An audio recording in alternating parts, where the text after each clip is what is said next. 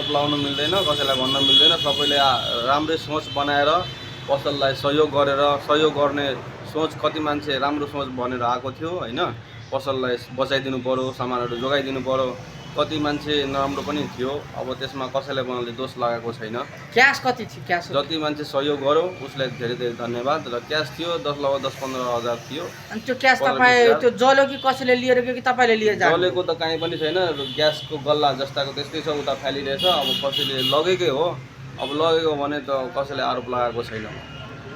अनि तपाईँको यहाँ धनगढी महानगरपालिका वडा अध्यक्ष भयो, मेयर भयो, या बजार सङ्घ उद्योग सङ्घको अध्यक्ष भयो, या को आएर भेटघाट गर्यो कि गरेन तपाईँको? गर्नुभयो वडा अध्यक्षको त्यो हाम्रो वडा अध्यक्षले पनि कुरा अगाडि बढाउँछु भनेर भन्नुभयो। अनि उद्योग वाणिज्य सङ्घबाट पनि आउनुभएको थियो, उनीहरू पनि हेल्प गर्छु यताउता गर्छु भनेर भन्नुभएको छ। आश्वासन दिएर गयो? आश्वासन दिएर जानुभएको रहेछ। हेरौँ के गर्दो रहेछ। तपाईँ पसललाई केही सन्देश र केही जानकारी दिन चाहनुहुन्छ? सन्देश जानकारी भनेपछि के सन्देश जानकारी दिनु, अलिक आफ्नो पसल राम्रो तरिकाले बन्द गर्ने बेलामा बिजुलीको लाइन बत्तीहरू सबै कट गरेर अलिकति व्यवस्थित तरिकाले बन्द गर्नु होला, त्यही भन्न चाहन्छु। अनि तपाईँ पसल अब सञ्चालन गर्ने कि नगर्ने? गर्ने, पसल सञ्चालन त गर्नु परिहाल्यो नि, नगरेपछि त अझै खतम भइहाल्छ। अब त फेरि त पुँजी चाहिन्छ होला? चाहिन्छ।